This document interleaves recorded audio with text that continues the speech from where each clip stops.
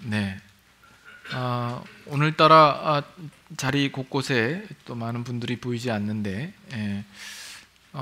아무튼 자, 우리가 계속해서 요한복음 15장 말씀을 나누고 있습니다. 지난주에는 우리 창립주일이어서 다른 본문을 가지고 여러분과 함께 나눴습니다만은, 우리는 지금 요한복음 15장에 예수님께서 우리에게 베푸신 포도나무 비유를 우리가 생각해 보고 있죠.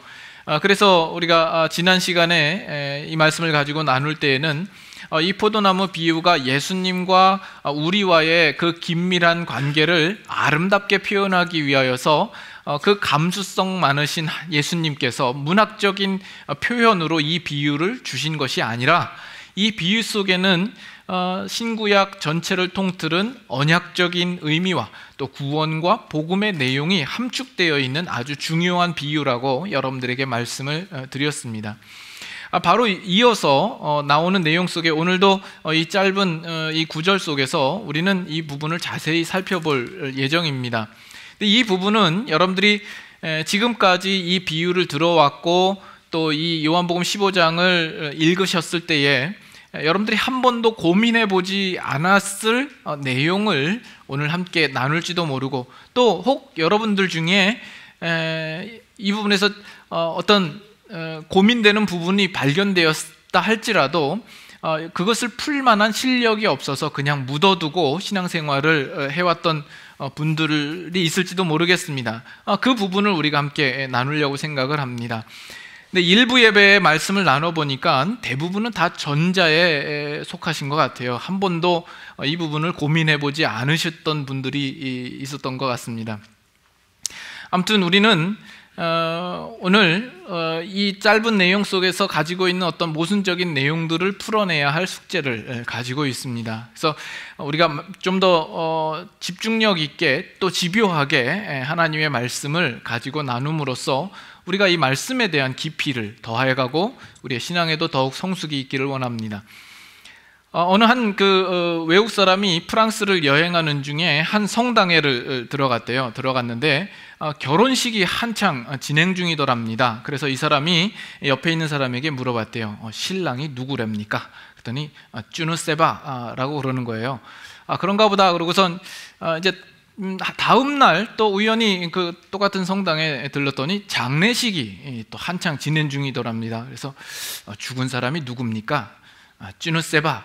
그래서 이 사람이 생각하기를, 참 가엾다. 결혼한 지 하루 만에 죽었구나. 이렇게 생각을 했답니다. 여러분들은 지금 한 사람도 지금 웃는 분이 없는 걸로 봐서 무슨 얘기인가 싶은 생각이 있죠. 프랑스어로 쭈누세바는 잘 모른다라는 뜻이랍니다. 우리가 그 프랑스어를 모르니까 이 오해를 하게 되죠. 우리도 성경을 볼 때 성경적인 의미와 그 단어의 뜻을 올바로 이해하지 못하면 우리는 성경을 아주 잘못 오해할 위험성이 있습니다. 그렇기 때문에 우리는 성경을 면밀하게 보고 성경이 우리에게 주고자 하시는 메시지가 뭔가, 의도하시는 뜻이 뭔가를 우리가 주의 깊게 생각해 볼 필요가 있다고 보아집니다. 그래서 오늘 읽은 요한복음 15장 2절부터 이제 본격적으로 열매에 대한 이야기를 하고 있는 것을 보게 됩니다. 자, 여러분, 동물들이요, 자기를 보호하기 위하여서 가지고 있는 나름대로의 능력이 있습니다. 어떤 동물은 아주 힘을 가지고 있고, 또 어떤 날카로운 발톱이나 이빨을 가지고 있는 동물들도 있고요. 또는 빠른 발을 가지고 있어서 빨리 도망칠 수 있는 그런 동물들도 있고, 또는 뭐 거북이처럼 딱딱한 등껍질을 가지고 있어서 거기에 자신을 보호하기도 하고, 아니면 뭐 스컹크처럼 지독한 방귀를 뿜음으로써 자기를 보호하기도 합니다. 그러나 동물만 그럴까요? 식물이나 나무는 어떨까요? 식물이나 나무도 자기를 보호할 만한 능력이 있는 법입니다. 그래서 어떤 식물은 가시를 품고 있고요. 또 어떤 식물들은 독을 품고 있고요. 어떤 나무는 그 뾰족한 잎사귀를 가지고 있어서 접근하기 힘들게 한다든지, 어떤 나무는 손이 닿지 않도록 높게 하늘로 뻗은 나무가 있고, 또 어떤 나무는 그 땅속 깊이 뿌리를 내리고 그 뿌리로 번식을 하는 나무도 있습니다. 또 어떤 나무는 아주 웅장하게 거대한 자태를 드러냄으로써 누구도 그 나무를 해치지 못하게 하는 나무도 있지요. 그러나 이도 저도 아닌 나무들은 어떨까요? 그런 나무들 중에는 열매를 맺히는 나무가 있습니다. 그것은 열매가 그 나무를 보호하는 무기가 되는 겁니다. 그 나무에서 열매가 있기 때문에 그 열매에 대한 가치를 지님으로써 그 나무를 함부로 베거나 꺾지 않게 되는 것이죠. 그래서 그런 열매 맺는 나무들은 대부분 보면 다 잎사귀가 넓고 그렇게 위압감을 줄 만한 그런 자태가 아닙니다. 그것은 그저 열매를 맺는 것 자체로 자신을 보호하는 무기로 삼는 거죠. 그래서 이거는 다른 이야기로 하면 무슨 얘기냐면, 그런 나무는 열매가 맺히지 않는다면은 그것은 가치가 없고 쓸모가 없어진다라는 사실이죠. 특히 포도나무는 더 그러합니다. 포도나무는 포도라는 열매가 맺히지 않으면 도대체가 쓸모가 없는 나무인 겁니다. 에스겔서 15장을 가셔서 한번 확인하죠. 요한복음 15장은 닫지 마시고 여러분들이 뭐라도 하나 껴놓으십시오. 우리가 수시로 이렇게 왔다 갔다 하면서 오늘 말씀을 조금 살펴보아야 하니까 에스겔서를 한번 보겠습니다. 에스겔서 15장입니다. 구약성경 1168페이지 에스겔서 15장 1절에서 8절까지 한번 교독하겠습니다. 교독하는 내용 속에서 여러분들은 어떤 내용인지 생각하시면서 읽으셔야 합니다. 15장 1절부터 제가 먼저 읽습니다. 여호와의 말씀이 내게 임하여 이르시되, 인자야, 포도나무가 모든 나무보다 나은 것이 무엇이랴? 숲속의 여러 나무 가운데에 있는 그 포도나무 가지가 나은 것이 무엇이랴? 그 나무를 가지고 무엇을 제조할 수 있겠느냐? 그것으로 무슨 그릇을 걸 못을 만들 수 있겠느냐? 불에 던질 땔감이 될 뿐이라. 불이 그 두 끝을 타르고 그 가운데도 태웠으면 제조에 무슨 소용이 있겠느냐? 그것이 온전할 때에도 아무 제조에 합당하지 아니하였거든 하물며 불에 살라지고 탄 후에 어찌 제조에 합당하겠느냐? 그러므로 주 여호와께서 이같이 말씀하셨느니라. 내가 숲풀 가운데에 있는 포도나무를 불에 던질 땔감이 되게 한 것 같이 내가 예루살렘 주민도 그같이 할지라. 내가 그들을 대적한즉 그들이 그 불에서 나와도 불이 그들을 사르리니 내가 그들을 대적할 때에 내가 여호와인 줄 너희가 알리라. 내가 그 땅을 황폐하게 하리니 이는 그들이 범법함이니라. 나 주 여호와의 말이니라 하시니라. 네. 제가 여러분들과 함께 비유를 이야기할 때 구약에서는 이스라엘 백성을 하나님께서 포도나무로 삼으셨다는 이야기를 했죠. 여기 보면 포도나무가 모든 나무보다 나은 것이 무엇이랴 이야기를 합니다. 나은 것이 무엇일까요? 포도나무에 포도가 열리는 것, 그것이 나은 것일 겁니다. 그러나 그 포도나무에 열매가 없자 더 이상 나은 것이 없다라는 것이죠. 이스라엘 백성이 하나님 앞에 하나님이 기뻐하실 만한 합당한 열매를 맺어 드려야 하지만 그 열매를 맺지 않자 이스라엘 백성이 그 다른 어떤 것보다 나을 것이 전혀 없어졌다라는 이야기입니다. 그래서 3절에도 보면 그 나무를 가지고 무엇을 제조할 수 있겠느냐? 무슨 그릇을 걸 못을 만들 수 있겠느냐? 못은 상당히 작은데도 불구하고 포도나무로는 그 못조차도 만들 수 없다라는 것이죠. 그래서 그것은 땔감으로밖에 쓸 일이 없다라는 것입니다. 성할 때에도 쓸모가 없으면 불에 타고 난 다음에는 얼마나 더 쓸 데가 없겠느냐. 그래서 하나님께서 예루살렘과 그 이스라엘 백성을 그렇게 벌하시고 그들이 심판 가운데 놓일 것에 대하여서 말씀하고 있는 겁니다. 이것이 포도나무 된 이스라엘 백성이 열매를 맺을 수 없게 되자 그들이 처해 있는 운명이 되어버린 것입니다. 그래서 포도나무는 열매를 맺어야 합니다. 열매가 있어야만 그 가치가 인정이 되는 것이죠.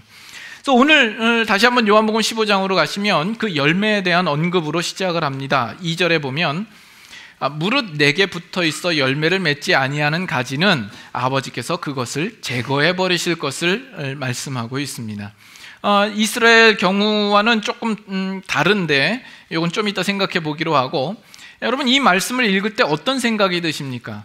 여러분 이 말씀은 우리로 오해하기 딱 좋은 말씀입니다. 어떤 생각이 들으십니까? 이것은 마치 우리가 예수님을 믿다가 그 결과가 신통치 않으면 중간에 하나님이 그 가지를 싹둑 잘라 버리겠다라는 말씀처럼 들리지 않습니까?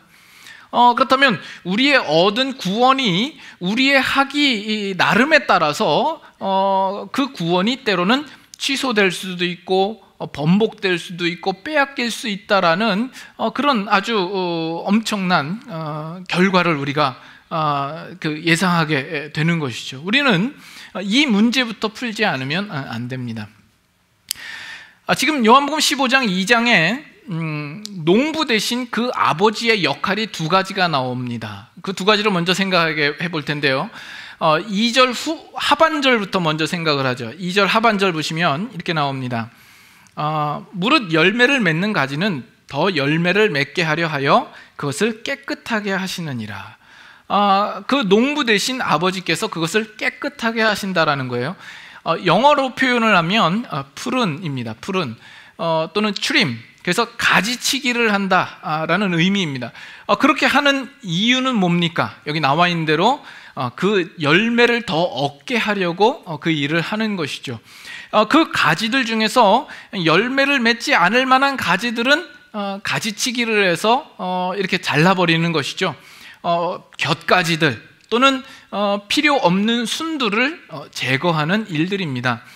이것은 그 아버지께서 이 일을 행하시는 목적은 어디에 있습니까? 그것은 의심할 여지 없이 사랑입니다. 사랑으로 이 일을 하는 것입니다. 그렇게 함으로써 이 열매를 얻을 만한 가지가 더 튼실하고 더 풍성한 열매를 얻도록 하기 위함인 것이죠. 그 나무로부터 영양분이 그 가지로 통해서 흘러가서 그 열매에 집중되도록 하기 위한 어떤 작업인 것이죠. 이것이 농부이신 아버지께서 행하시는 첫 번째 일입니다. 두 번째는 그 2절 상반절에 나와 있는 대로 무릇 내게 붙어 있어 열매를 맺지 아니하는 가지는 아버지께서 그것을 제거해 버리신다라는 겁니다. 그래서 영어 표현으로 하면 cut off, 완전히 잘라내 버리신다라는 것이죠. 그것이 잘라낼 만한 것은 왜냐하면 그 가지는 열매를 맺지 못하기 때문이죠. 열매를 맺지 못하는 가지는 결국 죽어있는 가지일 겁니다. 그것은 생명이 있고 열매 맺는 가지와는 확연하게 구별되는 것이죠. 그래서 그 나무가 더 성장하도록 또 열매를 맺기 위한 공간을 확보하도록 그 죽은 나뭇가지를 잘라내는 그 일일 것입니다. 자, 그런데 우리의 관심은 뭐냐 하면, 그러면 여기에 해당되는 실제적인 사람들은 어떤 사람일까라는 이 물음이 있죠. 그 포도나무의 가지에 있다가 열매를 맺지 못해서 하나님으로부터 컷오프되는 그런 가지는 어떤 사람을 두고 이야기를 하는 것일까? 이 부분에 대해서 유대인이 아닐까라고 생각을 하기도 합니다. 한때 하나님의 포도나무였던 그 유대인들이 이제 지금은 버려지게 되는 것이죠. 그래서 유대인이 아닌가? 아니면 배교자들, 한때 예수님을 믿다가 예수님을 배신하고 떨어져 나간 사람들을 가리켜서 이야기하는 것이 아닌가라고 생각할 수 있습니다. 자, 그런데 이 두 가지는 문제가 있습니다. 왜냐하면 먼저 유대인이라고 했을 때에는 걸리는 문제가 뭐냐면 2절 상반절에 무릇 내게 붙어 있어 라고 나오죠. 이 유대인이라고 할 때는 내게 붙어 있어라는 것과 사실은 이 표현과 맞지 않습니다. 왜냐하면 유대인들은 한 번도 예수 그리스도께 붙어 있어 본 적이 없거든요. 예수 그리스도를 받아들이지도 않고 예수 그리스도를 믿지도 않았던 자들입니다. 그들은 한때 하나님의 심으신 포도나무였을지 모르지만 예수 그리스도께서 오셨을 때에는 예수 그리스도께 붙어서 예수 그리스도를 믿음으로 받아들이지 않았던 자이기 때문에 여기서 말하는 실질적인 사람이 유대인이라고 하는 것은 조금 합당하지 않아 보입니다. 그렇다면 배교자, 예수님을 믿다가 예수님을 배반한 사람들일까? 만약에 이 구절만 놓고 본다 그러면 아주 make sense 하죠. make sense 합니다만, 그러나 예수님께서 그 전에 하셨던 말씀을 가지고 보면 이것은 다소 모순을 이루게 됩니다. 요한복음 6장을 한번 보시죠. 요한복음 6장 37절. 요한복음 6장 37절. 한번 같이 읽어볼까요? 아버지께서 내게 주시는 자는 다 내게로 올 것이요 내게 오는 자는 내가 결코 내쫓지 아니하리라. 예수님께서 뭐라 그럽니까? 내게 오는 자는 내가 결코 내쫓지 않을 것을 말씀하시죠. 39절에도 보시면 나를 보내신 이의 뜻은 내게 주신 자 중에 내가 하나도 잃어버리지 아니하고 마지막 날에 다시 살리는 이것이니라, 이렇게 말씀을 하셨거든요. 요한복음 10장 28절도 한번 보시죠. 요한복음 10장 28절. 요한복음 10장 28절. 같이 한번 읽겠습니다. 내가 그들에게 영생을 주노니 영원히 멸망하지 아니할 것이요 또 그들을 내 손에서 빼앗을 자가 없느니라. 그들을 내 손에서 빼앗을 자가 없다고 분명히 이야기를 예수님께서 하셨거든요. 그런데 지금 포도나무 비유 가운데에서는 내게 붙어 있다가 열매를 맺지 않은 가지는 잘라내버리겠다라고 하는 것은 뭔가 모순입니다. 예수님이 그러면 이랬다 저랬다 하는 것인가? 그러면 이 사람은 누군가라는 거죠. 이것은 우리가 알고 있는 구원 교리와도 상당히 대치가 됩니다. 우리는 하나님께서 우리를 부르시고 우리에게 구원을 허락하여 주셨을 때에는 그 신실하신 하나님이 행하신 일이기 때문에 그 구원은 번복되거나 취소되지 않을 것이라는 그런 믿음을 우리는 가지고 있는 것이죠. 그러면 이 요한복음 15장 2절에 나와 있는 이 실제적인 사람은 누구인가? 라는 겁니다. 이 요한복음 15장 2절을 볼 때는 여기서 말하는 이 표현은 어떤 실제적인 누구를 가리키기 위한 것이 아니라 이것은 어떤 상상 속에 있는 가지를 이미지화시켜서 우리에게 나타내 보여주고 있는 것입니다. 그렇다면 왜 굳이 그렇게 말씀을 하셔야 했을까? 거기에는 어떤 다른 목적이 있을까? 그 이유는 무엇이냐면 우리라는 가지가 그 참 포도나무에 붙어 있는 한은 열매를 맺을 수밖에 없다라는 것을 우리에게 강조하기 위하여서 이 표현을 쓰고 있는 것입니다. 진정한 그리스도인이라면 당연하게 그 열매를 맺을 수밖에 없다라는 것을 더더욱 강조하기 위하여서 이 말씀을 하고 있는 겁니다. 내게 붙어 있어 열매를 맺지 아니하는 나무마다 하나님께서 잘라버리신다라고 이야기하는 것은 어떤 실제적인 어떤 예를 두고 하는 이야기가 아니라 그렇게 잘라낼 가지가 아닌 이상 붙어있는 우리 모두는 열매를 맺을 수밖에 없다라는 사실을 더 강조하기 위하여서 이 표현이 있다라는 것입니다. 양자택일은 둘 중에 하나입니다. 그 가지가 참포도나무에 붙어있든지 아니면 붙어있지 않든지 하는 겁니다. 그 붙어있지 않은 가지는 정말 그 참포도나무에 어떻게든 붙게 하는 것이 가장 시급하고 절박한 문제일 것입니다. 그것은 바닥에 나뒹구는 가지라든지 아니면 다른 나무에 붙어있는 가지일 겁니다. 그러나 문제는 뭐냐면 그런 가지는 자신이 참포도나무에 붙어야만 한다라는 그 시급함과 절박함을 스스로 인식하지도 못할 뿐더러 인식한다 할지라도 자기가 스스로 가서 그 포도나무에 접붙일 수 있는 어떤 그 문제를 해결할 만한 능력이 자신에게 없다라는 것이 문제이죠. 결국 그런 나무는 죽은 나무요, 죽은 나무까지요, 결코 열매를 맺을 수 없는 가지입니다. 만약에 그 가지가 아니라면, 정말 그 참포도 나무에 붙어 있는 가지라면 열매를 맺을 수밖에 없고, 그 가지에 대하여서 하나님께서는 깨끗하게 하시는 일들을 하실 것이다라는 것입니다. 그러나 하나님께서 결코 그 참포도 나무에 붙어 있는 가지를 컷오프, 잘라내는 일은 없을 것이다라는 겁니다. 이렇게밖에 설명할 수 없는 또 다른 한 가지 분명한 근거는 뭐냐면, 여기서 예수님이 자기 자신을 가리켜서 얘기할 때 참 포도나무라고 했거든요. 그와 대조적으로 나타나는 포도나무는 이스라엘의 포도나무입니다. 근데 이스라엘의 포도나무는 그 뿌리부터 썩은 나무요, 열매를 맺지 못하는 나무입니다. 자, 그런데 어떤 열매를 맺지 못하는 가지가 예수님, 그 참포도나무에 지속적으로 붙어 있어서 열매를 계속 맺지 못한다는 것은 사실 어불성설입니다. 그 가지가 열매를 맺지 못하는 것은 그 가지만의 문제가 아니라 그 나무에게도 문제가 있다라고 보아야 하기 때문에 그렇습니다.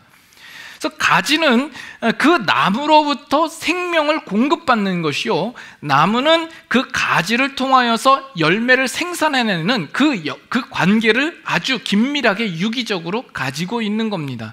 그런데 그 참포도 나무에 붙어 있는 가지가 열매를 맺지 못한다라는 것은 말이 안 되는 거죠. 그거는 가지가 문제만 있는 것이 아니라 포도나무에게도 문제가 있기 때문에 예수님이 자신을 참포도나무라고 이야기할 수 없는 문제이기 때문에 그렇습니다.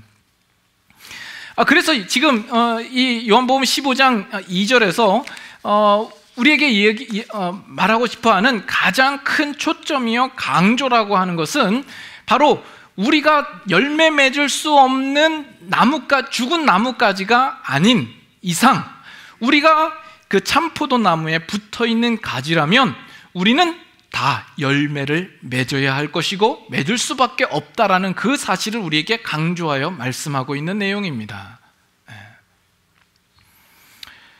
여러분들 한 번도 이 부분을 고민해 보신 적이 없으신 거죠?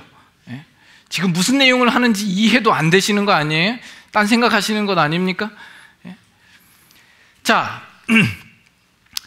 그러나 이제 여러분들이 이런 생각을 하실 수 있어요. 그렇다면 우리가 실제적으로 경험하기는 예수님을 믿다가 예수님을 배신하고 믿지 않는 사람도 있지 않습니까? 그런 경우는 어떻게 됩니까? 라고 여러분들은 생각할 수 있지요. 그런 경우는 우리가 6절을 한번 보세요. 15장 6절을 가서 생각해 보겠습니다.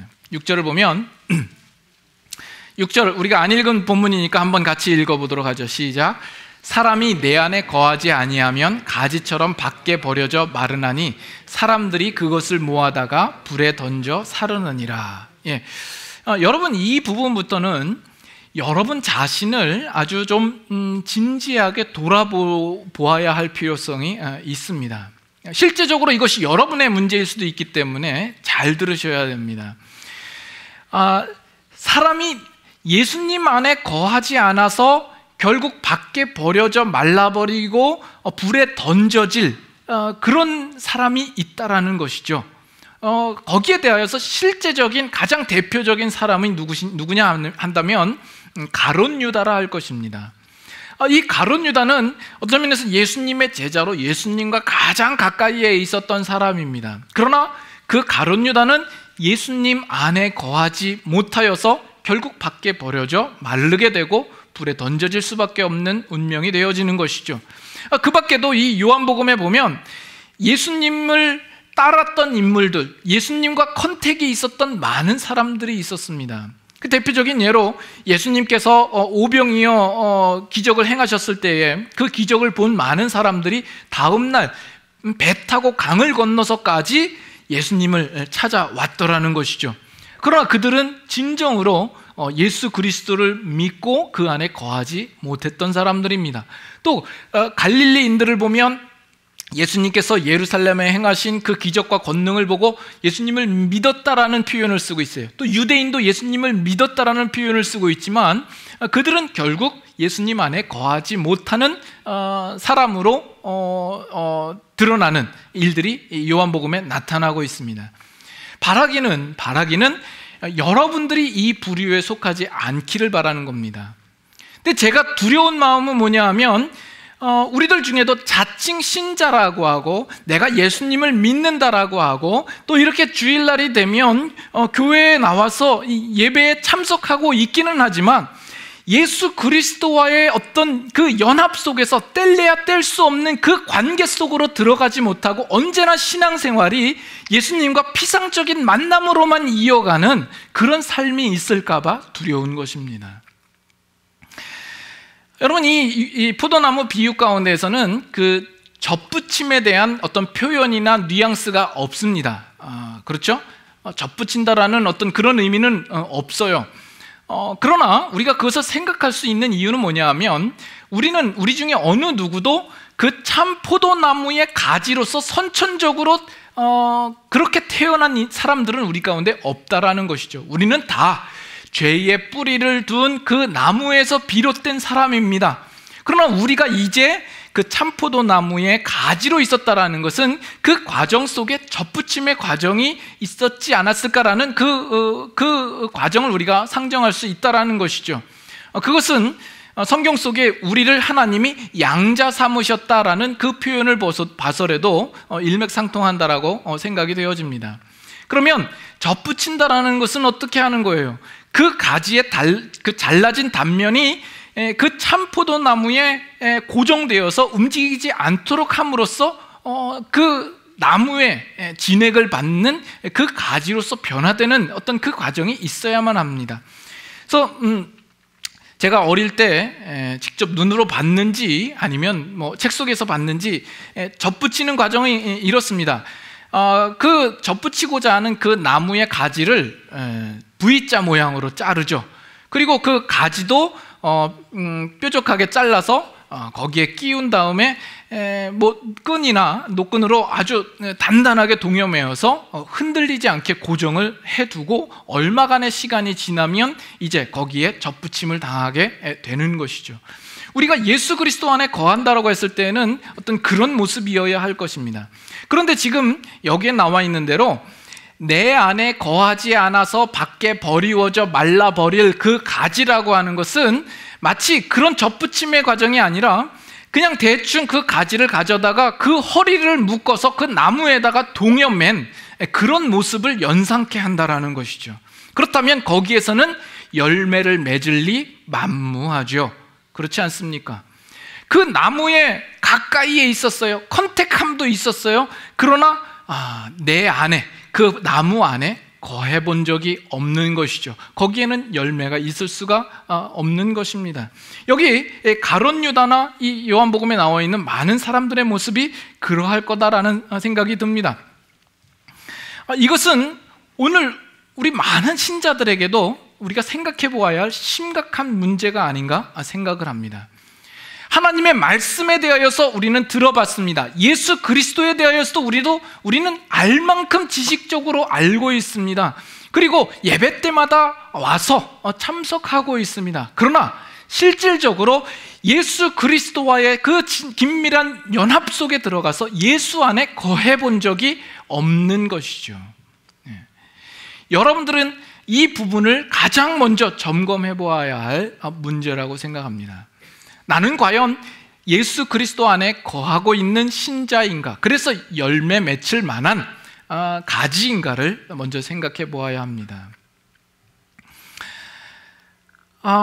만약에 여러분들이 정말 예수 그리스도를 진정으로 알고 정말 진정한 그리스도인이 되었다고 한다면 여기 비유대로 해서 여러분들이 그 참포도나무에 붙어있는 그 온전한 가지가 되었다고 한다면 우리는 그렇다면 다시 처음으로 돌아가서 그 농부 되신 아버지께서 깨끗하게 하신다라는 표현으로 가서 우리의 실제적인 적용을 생각해 보아야 합니다. 여러분, 깨끗하게 한다라는 이 그 15장의 이 표현이 영어 표현으로는 이제 잘 안 나타나 있습니다만 그 헬라어 단어를 보면 일종의 언어 유희처럼 사용되어지고 있습니다. 어떤 그 중의적인 의미를 가지고 있습니다.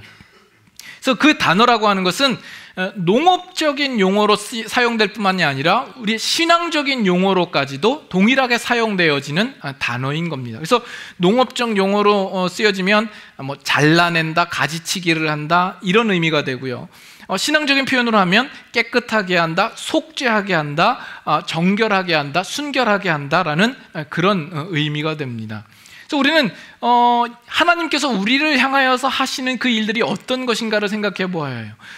우리가 단지 그 참포도 나무에 붙은 가지가 되었다고 하면 이미 다 끝난 문제처럼 이제 열매만 맺으면 된다라고 생각할지 모르지만 하나님은 우리를 깨끗하게 하신다라는 표현을 하고 있는 겁니다. 그것은 어떤 면에서는 고통스러운 과정일지 모릅니다. 왜냐하면 우리 안에서 뭔가를 잘라내야 된다라는 의미이기 때문에 그렇습니다. 그러나 그것은 우리가 열매 맺도록 하기 위하는데 꼭 필요한 과정이요. 그 당시에는 그것이 고통스럽고 아플지 모르지만 하나님께서 기뻐하실 만한 열매를 맺게 하는 아주 중요한 과정일 겁니다. 우리는 이 부분을 히브리서 12장에 나와 있는 내용으로 이해하면 조금 더 쉬울 것이라 생각을 합니다. 히브리서 12장으로 한번 가보죠. 히브리서 12장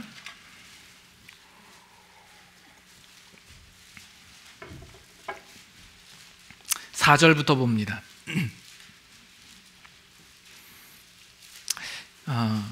히브리서 12장 4절 제가 읽고 마지막에만 우리 한번 같이 한번 읽도록 하죠. 12장 4절 너희가 죄와 싸우되 아직 피 흘리기까지는 대항하지 아니하고 또 아들들에게 권하는 것 같이 너희에게 권면하신 말씀도 잊었도다. 일러스되 내 아들아 주의 징계하심을 경히 여기지 말며 그에게 꾸지람을 받을 때에 낙심하지 말라. 주께서 그 사랑하시는 자를 징계하시고 그가 받아들이시는 아들마다 채찍질하심이라 하였으니 너희가 참음은 징계를 받기 위함이라. 하나님이 아들과 같이 너희를 대우하시나니 어찌 아버지가 징계하지 않는 아들이 있으리요. 징계는 다 받는 것이거늘 너희에게 없으면 사생자여 친아들이 아니니라. 또 우리 육신의 아버지가 우리를 징계하여도 공경하였거든 하물며 모든 영의 아버지께서 더욱 복종하며 살려하지 않겠느냐. 그들은 잠시 자기의 뜻대로 우리를 징계하였거니와 오직 하나님은 우리의 유익을 위하여 그의 거룩하심에 참여하게 하시느니라. 11절 다 같이 읽습니다. 무릇 징계가 당시에는 즐거워 보이지 않고 슬퍼 보이나 후에 그로 말미암아 연단받은 자들은 의와 평강의 열매를 맺느니라. 여기 보면 우리를 가리켜서 아들이라고 하고 그 하나님의 아들이라 일컬음을 받는 자들마다 그 하나님 아버지의 징계를 받는다라고 이야기를 합니다. 그 사랑하는 아들마다 채찍질하시고 만약에 징계가 없으면 그것은 아들이 아니라 친아들도 아니고 사생자에 불과할 것을 이야기를 합니다. 그 아들을 징계하는 이유가 어디에 있다라고 이야기를 합니까? 10절에 보면 우리의 유익을 위하여 그의 거룩하심에 참여하게 하기 위함이다라고 이야기를 하죠. 그 징계가 그 당시에는 즐거워 보이지 않습니다. 슬퍼 보입니다. 그러나 그로 말미암아 연단받은 자들은 어떻다고요? 의와 11절에 의와 평강의 열매를 맺는다라고 이야기를 하죠. 그래서 이것이 우리가 지금 요한복음 15장에 있는 내용으로 보면 하나님께서는 그 열매를 얻는 가지마다 깨끗게 하시는 것입니다. 그것은 어떤 면에서는 우리에게 징계로 다가오고 우리에게 고통스럽게 다가올지 모르지만 그것은 열매 맺기 위한 것이죠. 의의 열매를 맺기 위한 것이 되는 것입니다.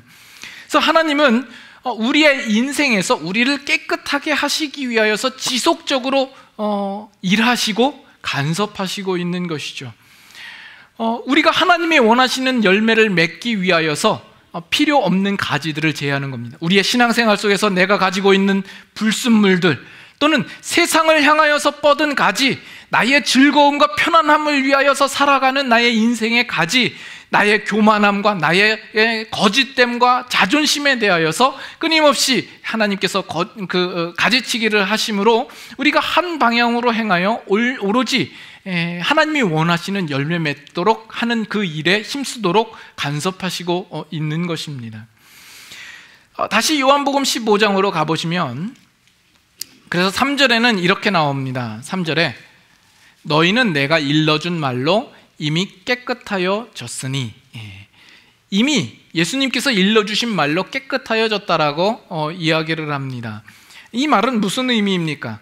그 예수님의 말씀이 뭔가 매지컬 파워가 있어서 그들을 깨끗하게 했다라는 것이 아니라, 예수님께서 지금까지 제자들과 함께 하심으로써 예수님이 누구이신지, 예수님께서 무슨 일을 행하시는지에 대하여서 분명히 말씀하여 주심으로 말미암아 그 제자들로 하여금 어디로 그 가지를 뻗어 그 열매를 맺게 하는데 힘써야 할지를 그들에게 분명히 말씀하셨다라는 이야기이죠. 그래서 예수님께서는 그 제자들과 함께 공생애를 지나오시는 가운데 그 제자들에게 끊임없이 꾸중하시고 책망하시고 경고하셨던 그런 일들이 있었던 겁니다. 그러나 요한복음 13장 한번 보세요. 요한복음 13장 10절을 보시면, 예수께서 이르시되 이미 목욕한 자는 발밖에 씻을 필요가 없느니라, 온 몸이 깨끗하니라. 너희가 깨끗하나 다는 아니니라 하시니. 11절 다 같이 읽습니다. 이는 자기를 팔 자가 누구인지 아심이라. 그러므로 다는 깨끗하지 아니하다 하시니라. 여기서 깨끗하다라는 표현은 요한복음 15장 이전에 나와 있는 깨끗하다라는 동일한 단어입니다. 다른 제자들은 다 깨끗하다 하는데 다는 아니다라고 이야기를 하죠. 가룟 유다를 두고 이야기를 합니다. 결국 가룟 유다는 예수님 안에 거하지 않으므로 그 깨끗함의 과정들을 통하여서도 전혀 결실을 맺을 만한 어떤 그 자리에 가 있지 않는 그런 상태가 되어 있던 것을 보게 됩니다. 그래서 우리는 이 부분을 이해를 할 필요가 있습니다. 여러분의 인생 속에서 하나님께서는 끊임없이 간섭을 하시는 거예요. 왜 이 일들이 나에게 닥쳤을까? 왜 이 어려움들이 나에게 주어질 것인가? 어떤 면에서는 하나님께서 여러분들을 가지치기를 하시는 거죠. 깨끗하게 하시는 것입니다. 때로는 내가 하고자 하는 일들을 하나님이 막으실 때도 있습니다. 그 일보다 우리가 맺어야 할 의의 열매, 분명한 생명의 열매가 있기 때문이죠. 우리는 그것을 이해하고 인정하여 수긍하여 받아들이며 그 속에서 분별하고 그것을 우리가 인내하며 하나님이 원하시는 그 방향으로 행하여 하나님이 원하시는 열매를 맺을 필요가 있습니다. 여기까지가 하나님의 깨끗하심에 대한 내용입니다. 그 포도나무와 가지에서 우리가 열매 맺도록 하는 일에 있어서 하나님 쪽에서 우리를 위하여서 행하시는 일들입니다. 하나님의 역할입니다. 그러면 우리는 가만히 있어도 된다라는 말인가? 그런데 요한복음 15장 우리 읽은 본문을 보면 우리를 향하여서도 어떤 책임을 요구하고 있습니다. 그 요구되어지는 내용이 뭐죠? 15장 4절에 보면 내 안에 거하라 라는 내용입니다. 내 안에 거하라, 내 안에 거하라. 이것은 무슨 의미입니까? 우리가 스스로 예수님 안에 거할지 말지, 우리가 스스로 그 참포도 나무에 우리가 붙을지 말지 우리 보고 결정하라라는 그런 의미가 아닙니다. 우리 신앙상에 우리가 가지는 오해 중에 하나는 뭐냐면 마치 우리가 열매를 맺음으로써 내가 이제 그 나무에 붙을 만한 가지이구나를 확인하는, 거꾸로 확인하는 그런 우를 범하기도 합니다. 우리 신앙인들의 늘 가지는 그 불안감이라는 것은 뭐냐면 내가 신자로서 신앙 행위라든가 인격이나 성품이 신자답지 못하다라는 것으로 내가 나무에서 떨어질까를 항상 염려한다라는 이 부분이죠. 그러나 기독교는 다른 종교와는 다르게 그 구원의 조건을 우리에게서 요구하시지 않습니다. 그것은 어디까지나 하나님의 은혜요, 주권이요, 독자적인 사역으로 말미암아 우리를 구원에 이르게 하고 하나님의 자녀 삼으시고 또 이 비유대로 우리를 참포도나무의 가지로 우리를 붙여놓으시는 것입니다. 그렇다면 여기에 너희는 내 안에 거하라는 이 명령은 왜 하시는 겁니까? 누구에게 하시는 겁니까? 이것은 이미 그 포도나무의 가지로서 붙어 있기 때문에 우리에게 요구하고 있는 명령입니다.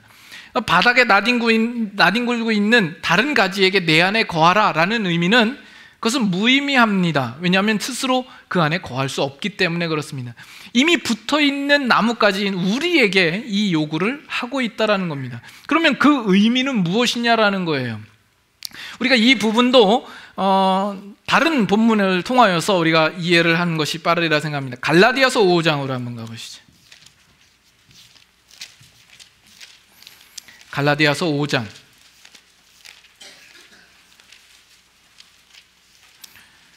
잘 이해하시고 따라오시는지 모르겠습니다. 오늘 설교가 잠시 그 포인트를 놓치면 무슨 소리를 하는지 꿈나라 여행과 세계 여행에 떠날 수 있는 위험성이 참 많은 내용이라고 생각이 됩니다. 갈라디아서 5장 16절 보시죠. 갈라디아서 5장 16절. 내가 이르노니 너희는 성령을 따라 행하라. 그리하면 육체의 욕심을 이루지 아니하리라. 17절 다 같이 읽습니다. 육체의 소욕은 성령을 거스르고 성령은 육체를 거스르나니 이 둘이 서로 대적함으로 너희가 원하는 것을 하지 못하게 하려 함이니라. 여기 보면 성령의 소욕과 육체의 소욕이 서로 대조를 이루고 있는 것을 보게 됩니다. 여러분들이 만일 여러분들의 삶 속에 성령의 소욕과 육체의 소욕에 대한 이 갈등을 가지고 있다면 여러분들은 신자라는 증거일 것입니다. 신자가 아니면 이 성령의 소욕에 대하여서 부담감도 없고 긴장감도 가지지 않고 그 둘 사이에 갈등도 가지지 않을 것입니다. 그러나 성령을 쫓는 것과 육체의 소욕을 쫓는 이것은 양자택일의 관계입니다. 그 중간지대는 없는 법입니다. 우리에게 성령을 좇으라라고 요구하고 있고 거기에 따른 열매가 그 뒤 구절에 보면은 성령의 9가지 열매가 나오고 있는 것을 보게 되죠. 이것은 뭘 이야기하냐 하면 여러분, 우리가 성령을 좇아 행하지 않으면 성령을 좇아 행하지 않는 것에만 문제가 있는 것이 아니라 그것은 곧 내가 육체의 소욕을 따르고 있는 중이다라는 의미가 되는 것입니다. 여러분 이해하시겠어요? 내가 성령을 따르지 않으면 그냥 어떤 중립지대에 내가 서 있는 것이 아니라 성령을 따르지 않는다는 얘기는 육체의 소욕을 따르고 있다라는 얘기밖에는 안 된다라는 이야기입니다. 그래서 우리가 열매를 맺는 대로 행하지 않는다라는 것은 우리는 육체의 열매, 육체의 일들을 무성하게 맺는 일로 힘쓰고 있다라는 얘기가 되는 것입니다. 그래서 여러분, 우리는 예수 그리스도를 믿어 예수 그리스도와 연합되고 우리 안에 성령이 거하십니다. 그리고 성령이 우리를 인도하시며 간섭하십니다. 그러나 우리 쪽에서도 그 성령님을 우리는 인식하며 그 성령의 그 요구를 따라 성령을 좇을 수 있는 가능성과 능력을 우리가 부여받은 것입니다. 그러므로 우리는 성령을 열심히 좇아 그에 따른 성령의 열매를 맺어야 하는 것이 마땅한 것이죠. 그러나 우리 안에 있는 문제는 뭐냐 하면 예전에 가졌던 그 육체의 깊은 뿌리와 그 죄된 습성들에 대하여서 우리는 여전히 진한 향수를 가지고 있다는 것이죠. 거기에 대한 뿌리 깊은 죄된 본성을 우리는 여전히 가지고 있는 것입니다. 그래서 우리가 성령을 쫓아 행하지 않는 한 우리는 육체의 일들을 이룰 수밖에 없습니다. 그래서 19절을 보세요. 19절 이하에 나와 있는 육체의 일들은 분명하니 하고 나와 있죠. 근데 여기서 주목해야 할 단어 중에 하나는 성령은 열매라는 단어를 쓰고 있지만 육체는 열매라는 단어를 쓰지 않습니다. 육체의 일이라고 이야기를 하죠. 왜냐하면 육체로 말미암아 나타나는 결과는 생명이 없는 것이기 때문에 그렇습니다. 그래서 육체의 일들은 음행과 더러운 것과 호색과 우상숭배, 주술, 원수 맺는 것 이런 등등 내용이 나오게 되는 것이죠. 그래서 신자는 성령을 좇아 행할 것을 우리에게 요구받고 있습니다. 말하자면 아까 요한복음 15장에 나와 있는 너희는 내 안에 거하라, 신자된 우리에게 요구하고 있는 이 요구라고 하는 것은 성령을 좇아 행하라는 그 요구와 일맥상통한다라고 보아집니다. 그래서 우리는 열심히 성령을 좇아 행하는 일로 우리를 십자가 앞으로 데리고 가서 그 십자가 아래 우리를 파묻는 그 일들을 계속하지 않는 이상 우리는 본성상 자꾸 육체의 일들을 이루고 육체의 일만 무성하게 만드는 대로 우리가 나아갈 그 가능성이 많다라는 것이다라는 겁니다. 베드로 후서 하나만 더 보도록 하죠. 베드로 후서 1장으로 한번 가보죠.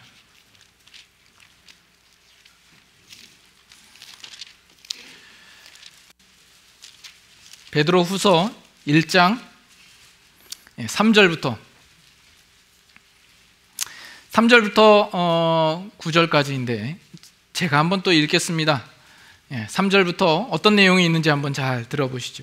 그의 신기한 능력으로 생명과 경건에 속한 모든 것을 우리에게 주셨으니 이는 자기의 영광과 덕으로서 우리를 부르신 이를 알므로 말미암음이라. 이로써 그 보배롭고 지극히 큰 약속을 우리에게 주사 이 약속으로 말미암아 너희가 정욕 때문에 세상에서 썩어질 것을 피하여 신성한 성품에 참여하는 자가 되게 하려 하셨느니라.